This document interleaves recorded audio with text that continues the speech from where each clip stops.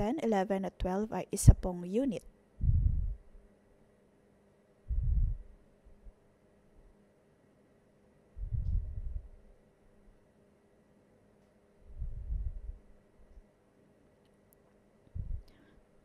Dito ay nakita natin na si Pablo ay gumamit ng mga mabibigat na salita. At kanyang tinuturuan ang mga taga-Korinto. At ayon sa ibang mga taga-theologian, chapter 10 hanggang 12 ay isa na naman pong sulat.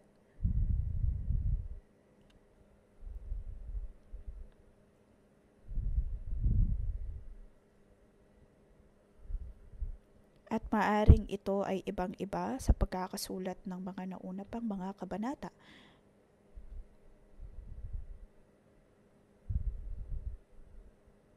Sa mga taga-Korinto ay mayroon pong mga edukadong tao at mga apostol na napaka-impluwensyal at sila ay nagtuturo rin.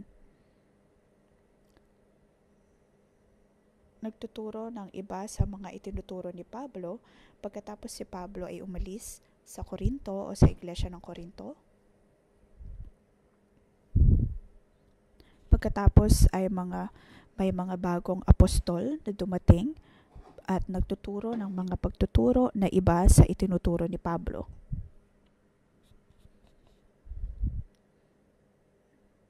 Pagkatapos ay kanila ding sinisiraan si Pablo.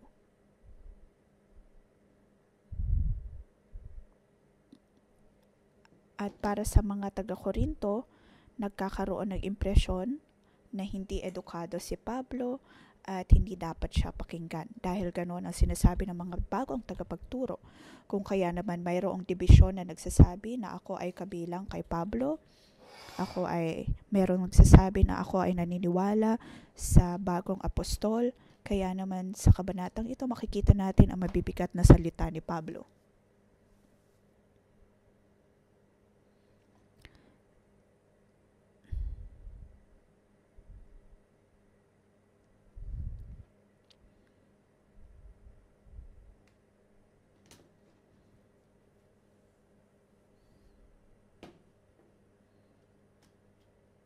Si Pablo ay tumutugon sa mga kaguluhang ito at di pagkakaunawaan na naganap dito. Si Pablo ang nagtatag ng iglesia sa Korinto. Kanyang sinasabi na ang lahat ng naroon ay kanyang itinatag at siya ang nagsimula. Siya ang nagtanim. Siya ang nagtanim ng iglesia sa Korinto. Dapat po nating palaman ang background ng chapter 10, 11 at 12. Si Pablo ay tumutugon sa ilang mga akusasyon. Unang talata, verse 1 to 6. Si Pablo ay tumatugon sa mga akusasyon na kanilang ginagawa, verse 7 hanggang 12.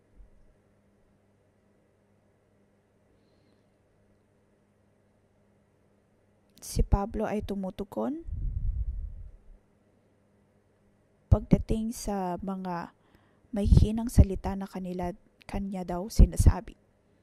Pagkatapos ay sinasagot din ang akusasyon pagdating sa kanyang kontribusyon sa ministeryo.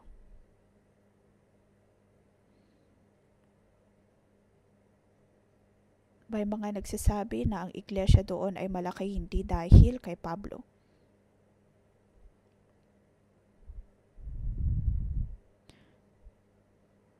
Sa pagbabasa po ng kabanatang ito, tinuturuan po nito tayo kung paano ang humarap sa mga hindi pagkakaunawaan sa loob ng iglesia. Ngayon ay makikita po natin kung paano tumutugon si Pablo sa lahat ng ito. Maaring ito ay pagharap sa ating cell leader o kaya mga otoridad sa labas ng simbahan. Paano po tayo tutugon?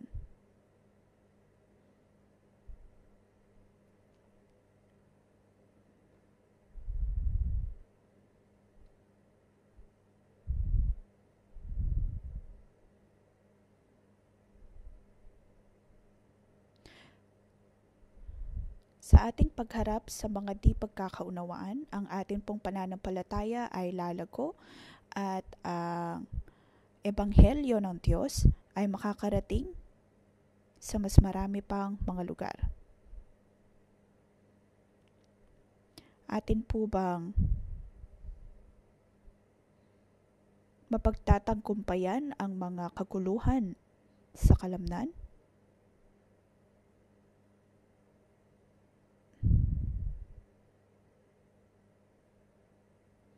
Ngayong umaga, bibigyan po natin ito ng pamagat, ang paglawak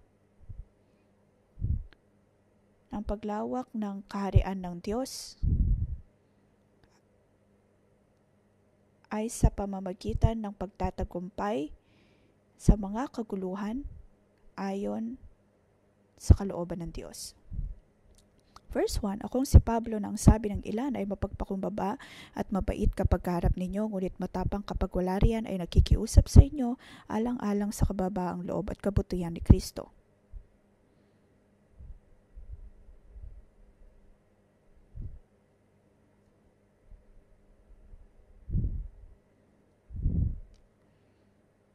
Ginagaya ni Pablo si Kristo o kaya siya ay namumuhay ayon kay Kristo. Kaya ano ang ginawa ni Kristo nang siya ay humarap ng mga di pagkakaintindihan? Minsan, ang Diyos man din ay nagagalit o si Jesucristo ay nagalit man din kung kaya binaliktad niya ang mga mesa sa templo. Ngunit sa panahon na ang kanyang mga disipulo ay nagkakaroon ng di pagkakaunawaan, ginagawa niya ito o kaya hinaharap niya sila ng may pasensya. Kaya naman ginamit ni Pablo dito ang mga salita alang-alang sa kababaang loob at kabutihan ni Kristo.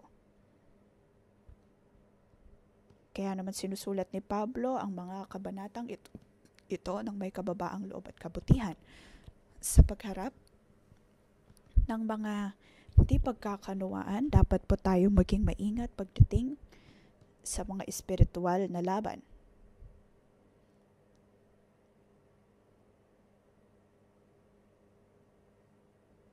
Sa verse 4, ang sandata namin sa pakikipaglaban ay hindi makamundo kundi ang kapangyarihan ng Diyos na nakakapagpabagsak ng mga kuta. Sinisira namin ang mga maling pangangatwiran. Nabanggit dito ang pakikipaglaban ayon sa mundo.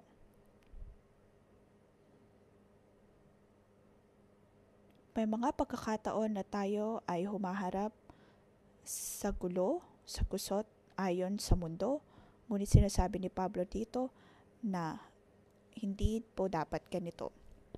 Bagkus ay dapat na makipaglaban ayon sa Espiritu, ayon sa kalooban ng Diyos. Nauunawaan ni Pablo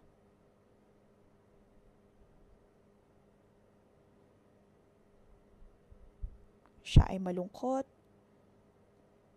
siya ay hindi natutuwa pagdating sa mga taga-Korinto.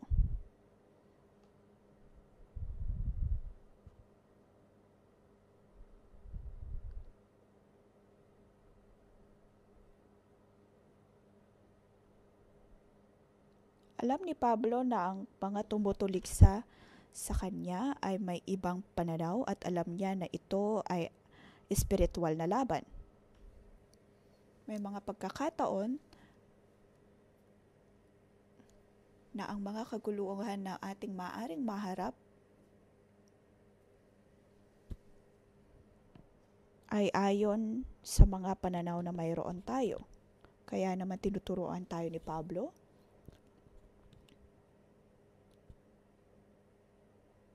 ang sandata natin sa pakikipaglaban ay hindi makamundo.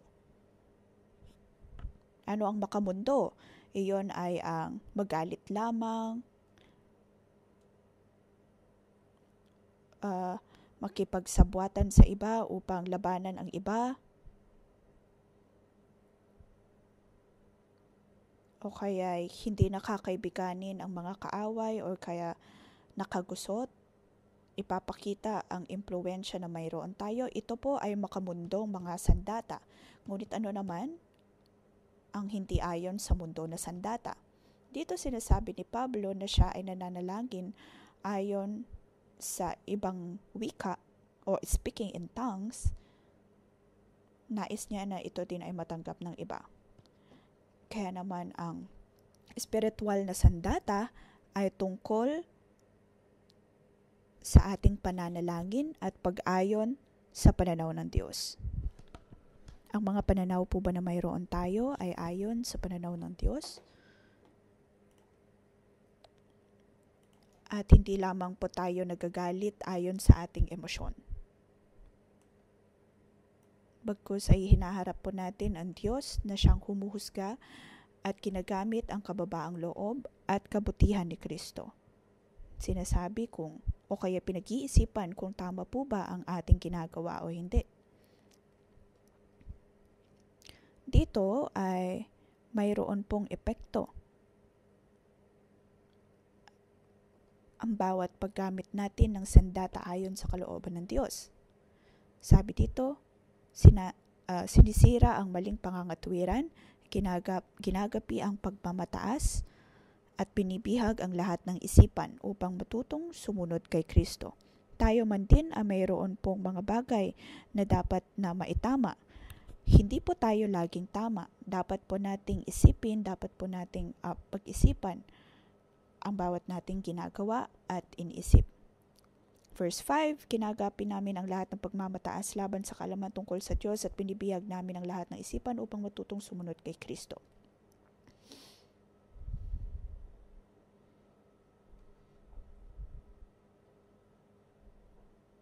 Sa in-check ay medyo mahirap po itong unawain.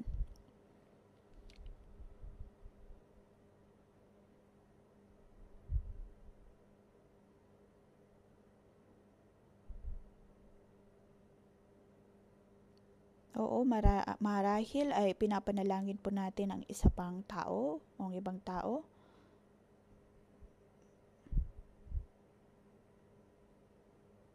Maaaring sa isipan nila ay ayos lang na magsugal o kaya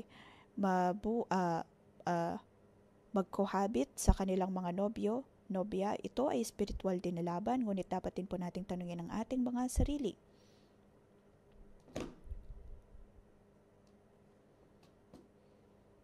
May mga paraan din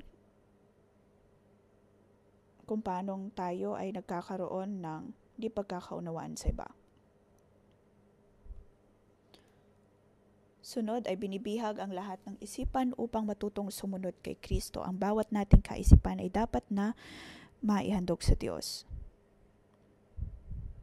Sa tuwing mayroon pong gusot na nangyayari sa ating iglesia, maaaring gusto lamang nating sumigaw at pagalitan ng tao.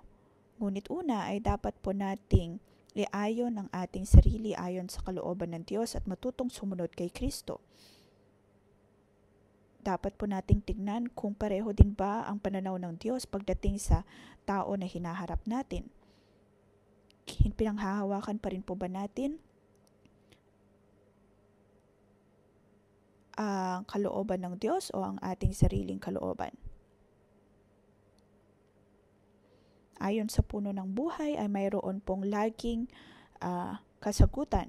Kung tayo po ay namumuhay ayon sa kaalaman ng mabuti at masama, tayo po ay mawawala ng saysay. Ayon sa puno ng buhay, mayroon pong laging pag-asa.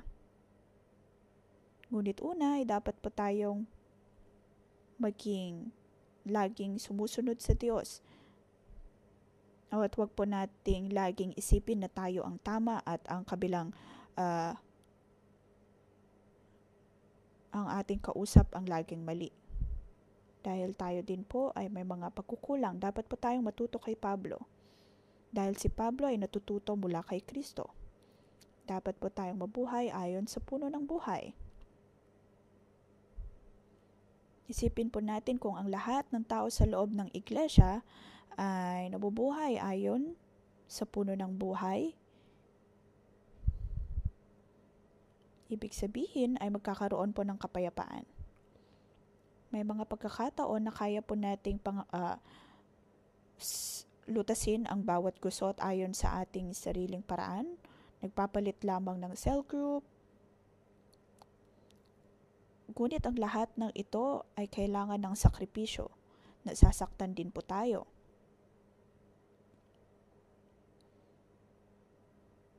Pagkatapos ay nasisira din ang uri ng pag-ibig at pagtitiwala na mayroon tayo sa iba. Sa ating pamumuhay ayon sa kaalaman ng mabuti at masama, maaaring makasakit lamang po tayo ng iba. Ngunit dito ay tinuturuan po tayo ni Pablo at maging ng Diyos na laging mamuhay ayon sa puno ng buhay. Para kay Pablo, siya ang nagsimula ng iglesia sa Corinto. Pagkatapos ay may mga dumating na mga bagong tao. At paniguradong maaaring galit na galit si Pablo. Dahil si Pablo ay marunong din namang magsabi ng kung anong kanyang nadarama. Ngunit una ay inayon muna niya ang kanyang sarili sa Diyos.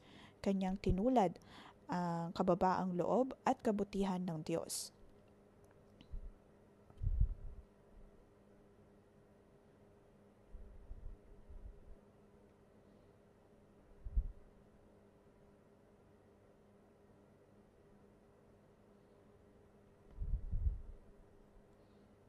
Ito ang kapasidad na dapat mayroon po tayo bilang espiritual na otoridad. Kung tayo po ay mayroong otoridad, naway magkaroon tayo ng ganitong kapasidad. Ikalawa, verse 7 hanggang 12.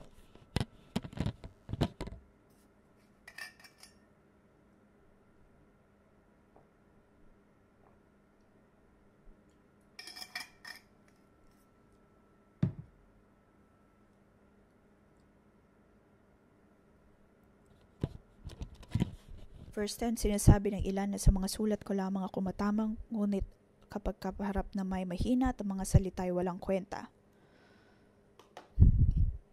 May mga nagsasabi na si Pablo ay puro lamang salita, ngunit kulang sa gawa.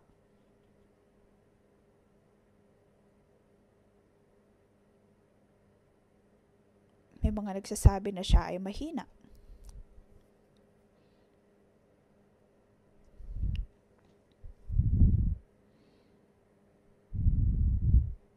Maaring may ilang mga kapatiran o kaya may ilang kapatiran doon na pinapakinggan lamang ang mga super apostle. Pagkatapos ay nagtatanong bakit may mga tao pa rin nakikinig sa kanyang mga talumpati.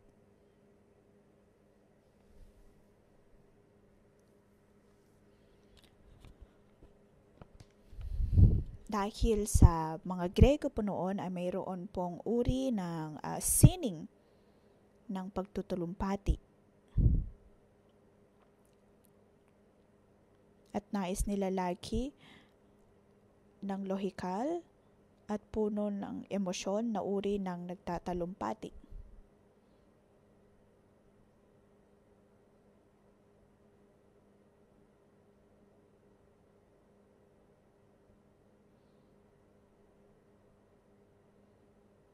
Kaya naman lagi silang naghahanap ng mga taong magaling magsalita. Ang kanila bang pagtatalumpati ay nakakakumbinsi o hindi? Kaya ito rin po ay ayon sa pilosopiyo.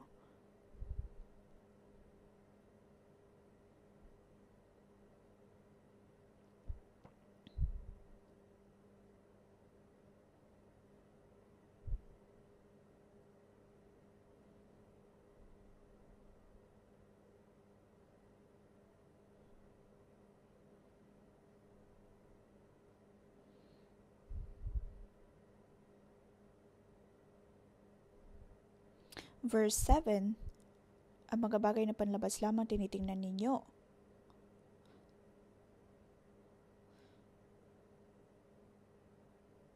Dapat po nating tanungin ang ating mga sarili. O kaya sinasabi ni Pablo dito na kanilang tanungin ang kanilang mga sarili.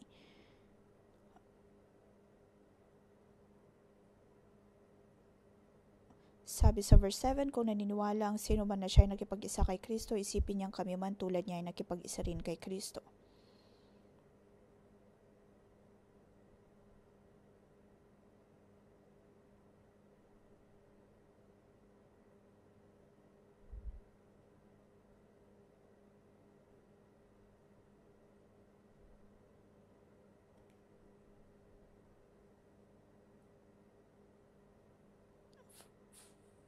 Verse 8, ipagmalaki ko man ang kapangyarihang ibinigay sa amin ng Diyos sa ikakatibay ninyo at hindi sa ikapapamamak, hindi ako mapapahiya. Ayon sa mga pastor at mga cell leader.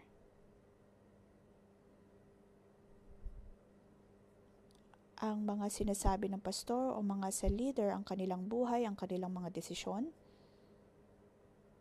ay maaaring makapagbigay buhay o kaya ay maaari ding makasira.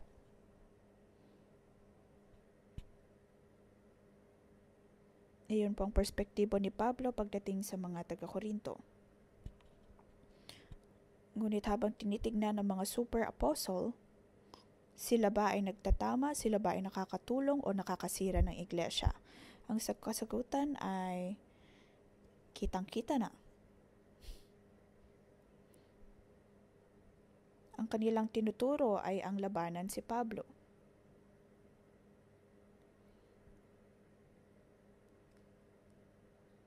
Maaring may iba't iba po tayong pananaw pagdating sa desisyon ng mga otoridad, ngunit hindi po dapat ito maging dahilan ng pagkakawatak-watak. Ngunit sa mga taga-Korinto, ang ginagawa ng mga apostol na iyon ay nagiging dahilan ng pagkawatak-watak. Ngunit ang tunay na apostol ay hindi dapat nagiging dahilan ng pagkakawatak-watak.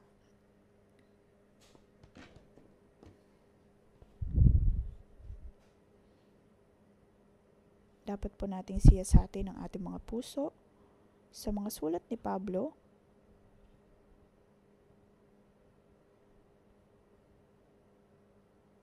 Kung tutusin ng mga apostol ay ang mga taong nakakita sa Diyos ayon sa katawan.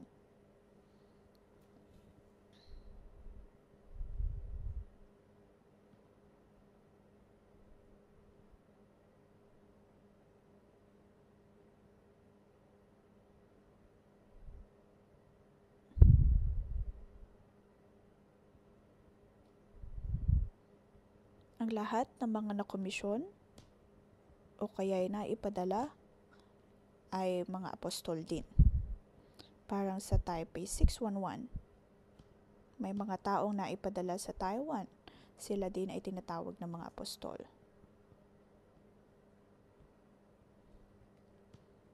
Ngayon, ang bawat isa po sa atin, tayo man ay cell leader o kaya co-worker, naway tanungin po natin ang ating mga sarili. Ang atin po bang pananalita ay nakakatulong sa iglesia o nakakasira lamang sa iglesia? Dahil dapat po tayong maging ayon sa imahe ng Diyos. Sino bang may otoridad ay apostol ng Diyos.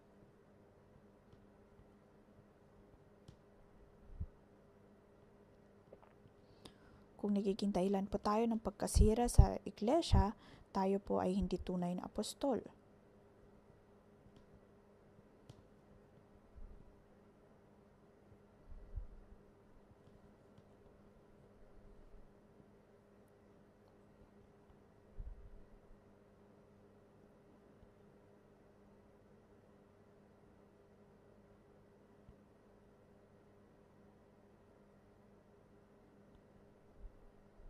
Ito ay nagtuturo po sa bawat isang tumatanggap ng pagdidisipulo. Maaring may sinasabi ang iyong cell leader sa iyo at para sa iyo ay mahirap iyong tanggapin.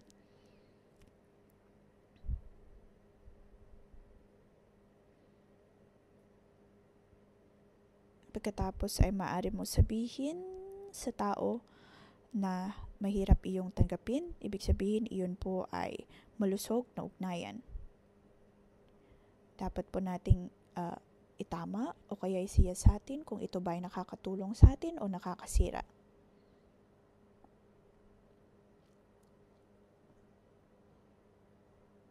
Madalas ay dapat po nating siyasatin ang paraan ng pagsasabi ng isang bagay at ang intensyon sa pagsasabi niyon.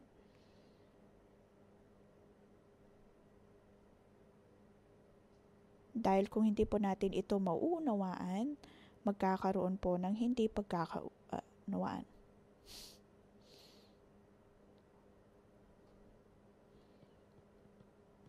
Kaya naman pinapalakas ni Pablo ang mga taga-Korinto na dapat nilang maunawaan ang intensyon ng bawat niyang sinasabi. Ikatlong talata, 13 to 18.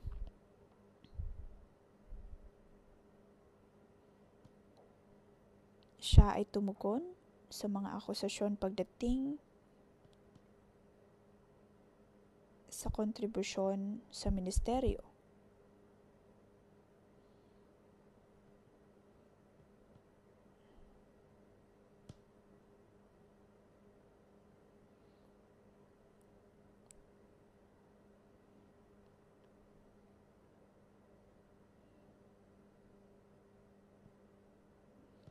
Dito sinasabi ni Pablo na nagyayabang ang mga tao. Kanyang sinasabi na kahit pa ipagyabang niya ang kanyang sarili, hindi ito dapat ang binibigyang pansin. Sabi sa verse 17, kung may nais magmalaki, ang ipagmalaki niya ay ang ginawa ng Panginoon. Tayo po ay masamang mga tao, ngunit ginagamit pa rin tayo ng Diyos.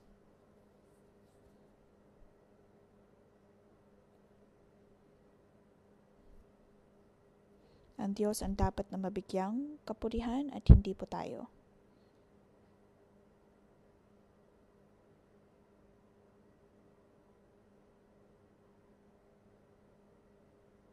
Sa atin pong iglesia, tanuin po natin ang ating mga sarili. Tayo po ba ay mahilig magkumpara sa ating ministeryo, co-worker, Bible school, mga volunteer, mga cell leader?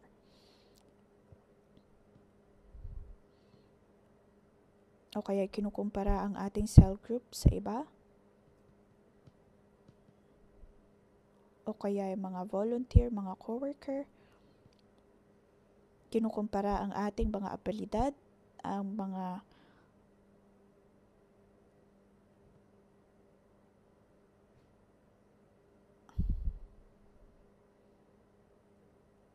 maaring tayo na ay nagyayabang ayon sa mundo.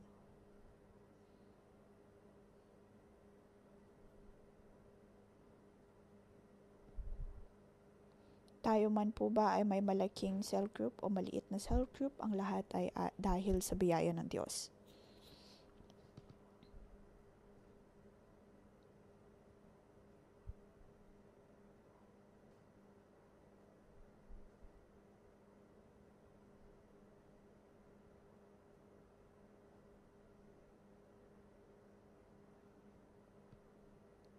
Verse 15, salip umaasa kaming tatatag ang inyong pananampalataya sa Diyos at dahil dyan ay lalawak pa ang aming saklaw sa inyo.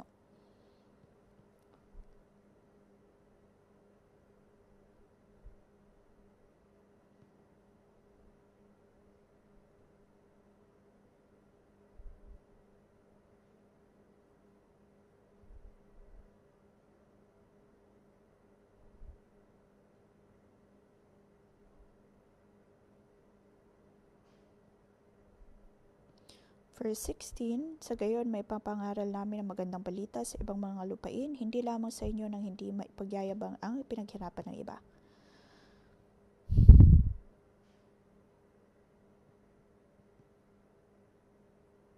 Ang mga taga-Korinto ay may problema pagdating sa kompetisyon at pagkukumpara.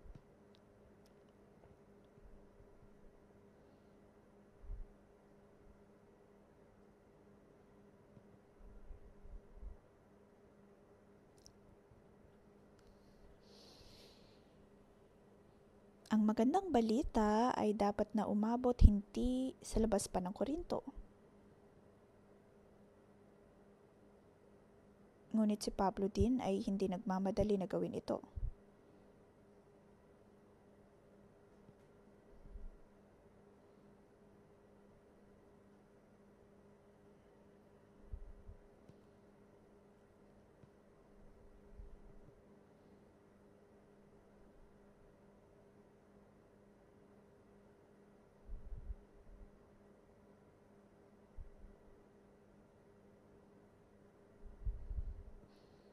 Ang magandang balita ay dapat na maiproklama maging sa labas ng Korinto.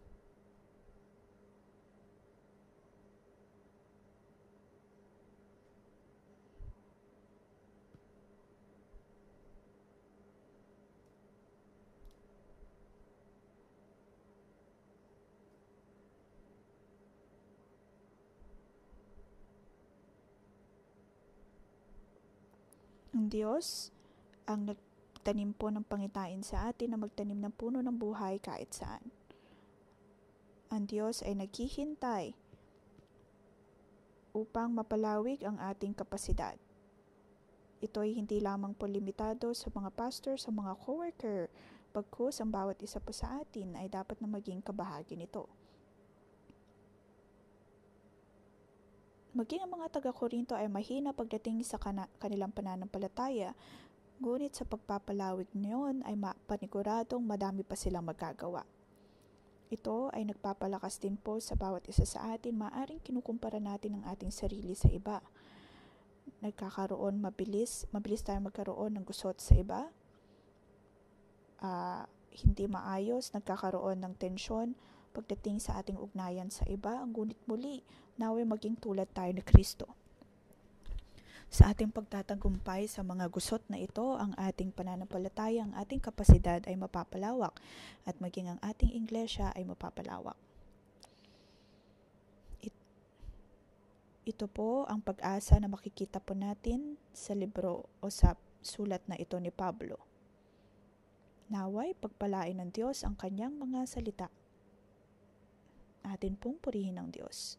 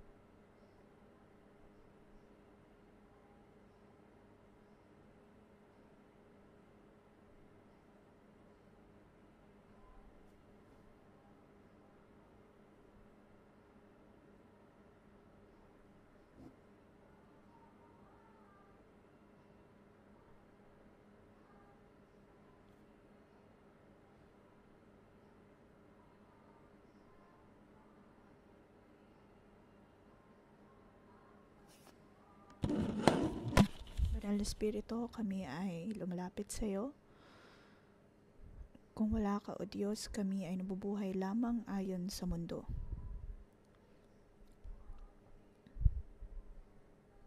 Naway ang iyong Espiritu ng kapayapaan ang siyang pumuno sa amin.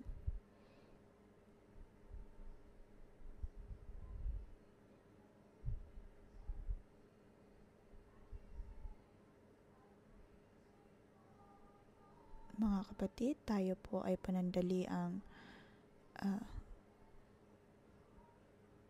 manahimik. Naway ang Espiritu ng Diyos ang pumuno sa atin.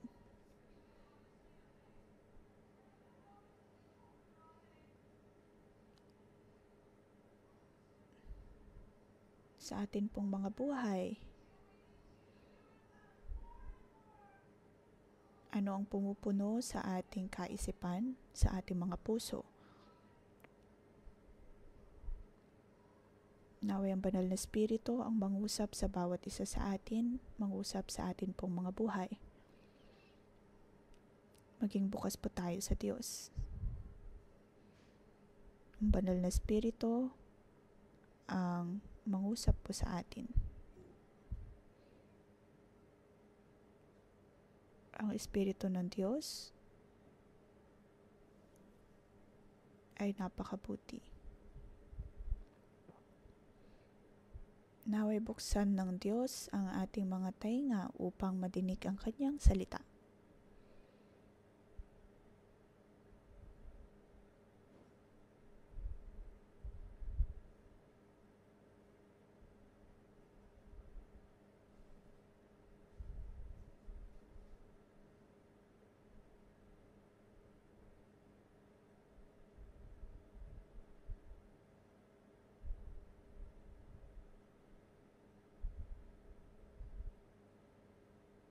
Paano po tayo tumutugon sa mga taong nagmamahal sa atin o kaya'y ating minamahal? Paano po tayo tumutugon o kaya'y paano ang ating interaksyon sa ating mga kakilala?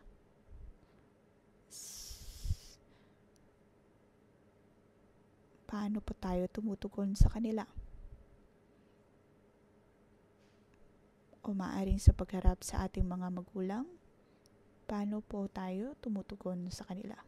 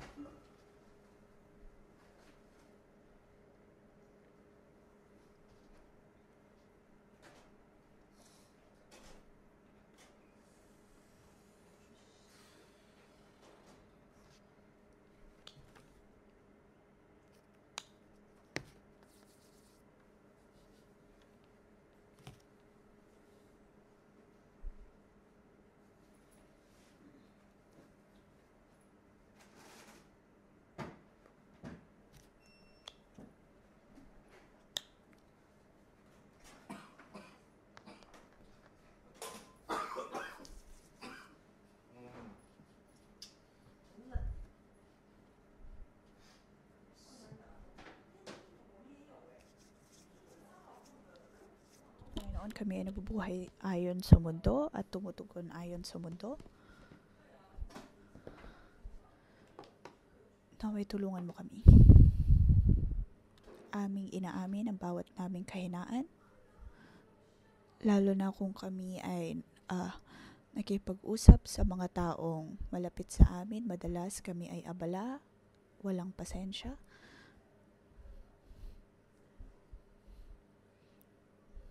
Laging nagmamadali. Nais mo namin, O Diyos, ang higit pa sa iyong kabutihang loob at kababaang loob. Bigyan mo kami, O Diyos, ng mahinahon na pananalita.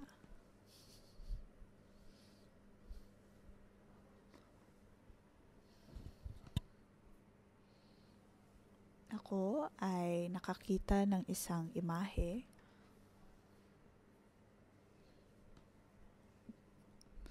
Binubuksan ng Diyos ang tila tubo sa ating kapaligiran upang tanggalin ang bawat kawalan ng pasensya at maibuhos ang kanyang kababaang loob at kabutihan. Naway ang banal na spirito ang higit na pumuno sa atin. Verse 4 to 5, ang sandata namin sa pakikipaglaban ay hindi makamundo kundi ang kapangyarihan ng Diyos na nakakapagbagsak ng mga kuta. Sinisira namin ang mga maling pangangatwiran, ginagapi ang lahat ng pagmamataas laban sa kalaman tungkol sa Diyos at pinibihag ang lahat ng isipan upang matutong sumunod kay Kristo.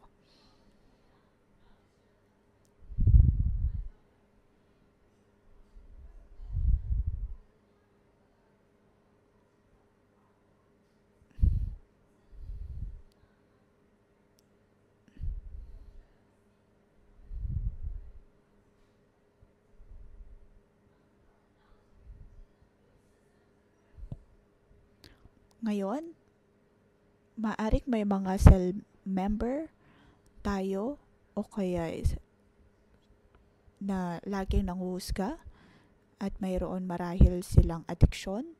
Atin pong ipanalangin ang lahat ng ito. O kaya maaring ang cell leader mo naman ang napaka matapang. Ngunit atin pong ipanalangin na gawaran sila ng Diyos ng kababaang loob at kabutihan. Ating ipanalangin ang ating cell leader at ipanalangin maging ang ating mga cell member.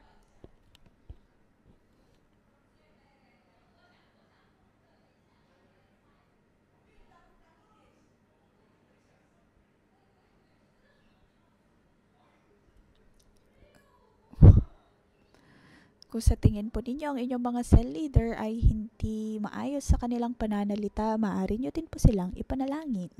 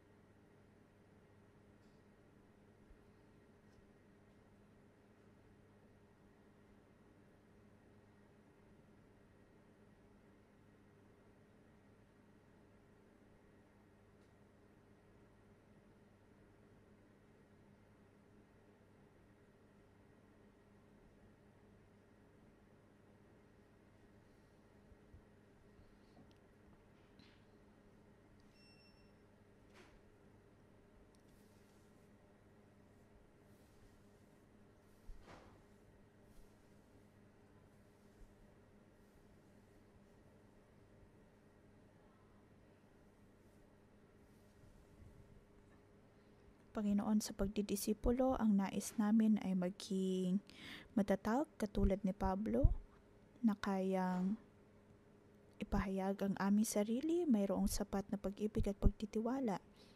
Naway maging malakas at matatag kami, O Diyos, sa pagharap ng kahit anumang gusot. Panginoon, tulungan mo kami na kami ay magkakaroon ng pagkakaisa pagdating sa aming pakikipag-ugnayan. Panginoon, maraming salamat sa aming mga cell leader na patuloy na nagmamahal sa amin. Banal na Espiritu, tulungan mo kami. Ngayon ay aming isinusuot ang espiritual na kalasag at espiritual na sandata.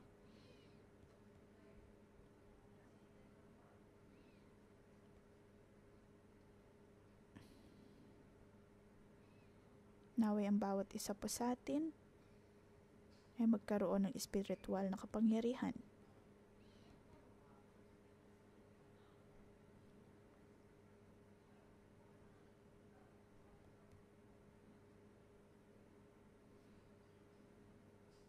Panginoon, pinupuri ka namin at pinapasalamatan.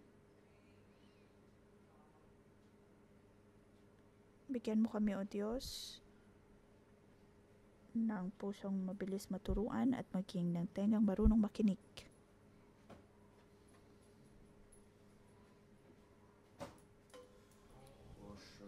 Maraming salamat, O Diyos, sa otoridad na mayroon kami na kayang makipag-usap o kaya kayang mangusap sa aming mga buhay. Verse 8.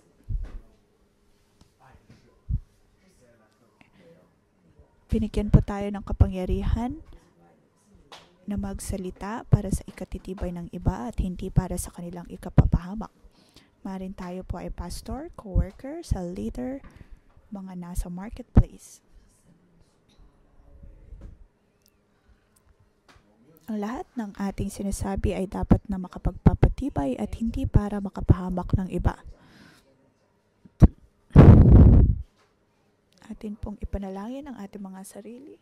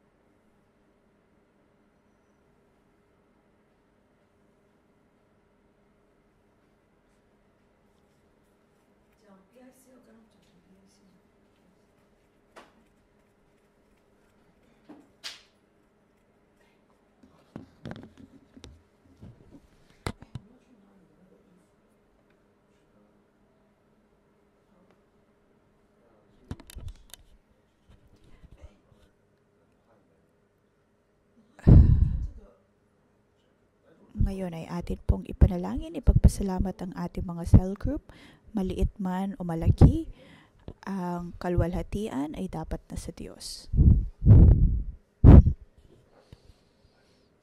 Ating ipagmalaki ang gawa ng Panginoon, ipagmalaki ang ating cell member, marahil ang ating mga cell group. Tayo po ay magmalaki ayon sa gawa ng Panginoon. Maaari po nating sabihin, ako ay nagpapasalamat sa Diyos sa buhay ng aking cell leader, nagpapasalamat sa buhay ng aking cell member. Maaring kayo ay maraming mga cell member, ngunit ang lahat ng ito ay para sa ikapupuri ng Diyos.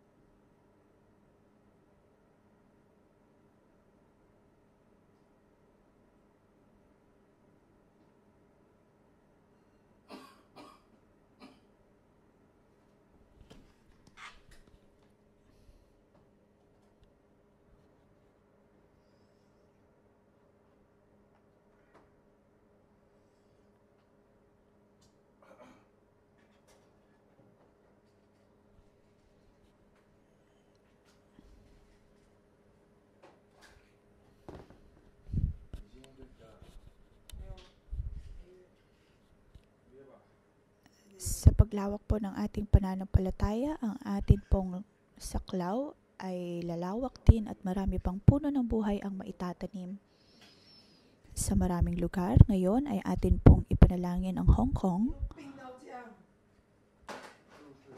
Ating ipanalangin na ang bawat distrito ay magkaroon ng puno ng buhay o iglesia ng puno ng buhay.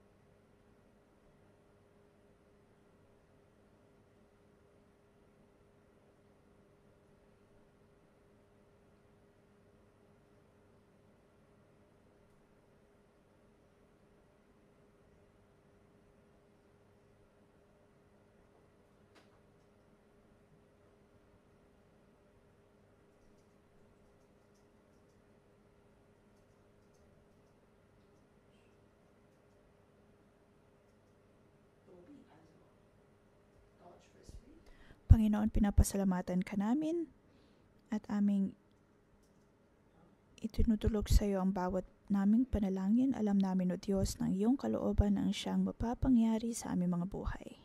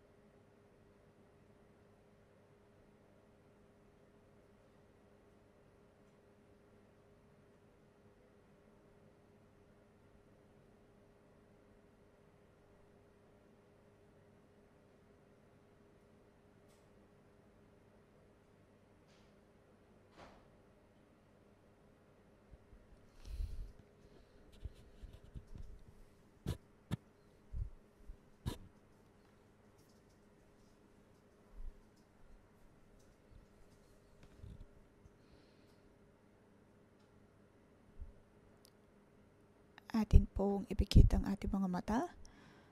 Sa Iglesia sa Corinto, sila ay malakas na naimpluwensyahan ng kultura ng mga Griego.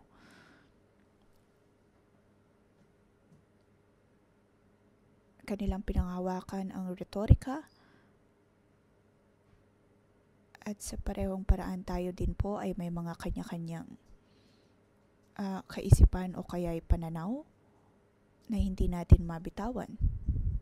Maaring ito ay sa ating pagpapalaki, sa adekwasyon, may mga pagdadahilan. Laging nagsasabi na imposible makapagtanim ng mga puno ng buhay. May mga sariling pangako.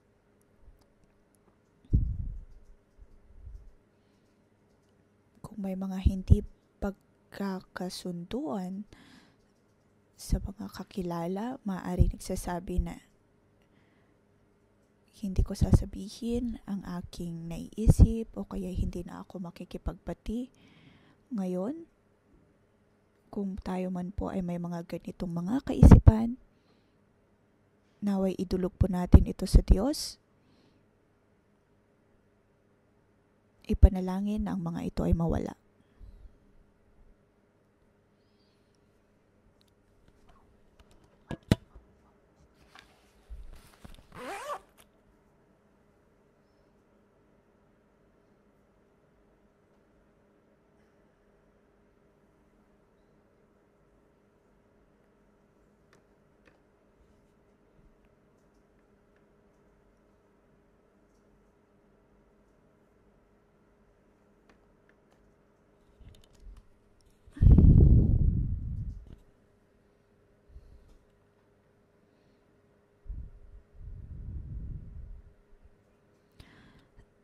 ngalan ng Panginoong Hesus ay akin na kinukuha ang otoridad na ibinigay ng Diyos at ng Iglesia na may wala ang lahat ng pagdadahilan na mayroon tayo at tayo mamuhay ayon sa puno ng buhay sa ngalan ng Panginoong Hesus. Ang bawat hindi pagkakaunawaan at mga bagay na hindi nagbibigay lugod sa Diyos ay mawala.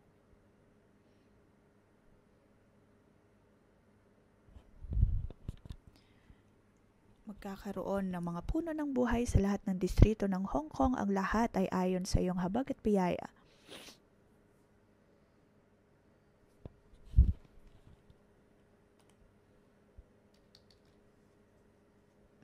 At pasasalamat sa Diyos dahil sa 299 na katao na nabigyang bautismo.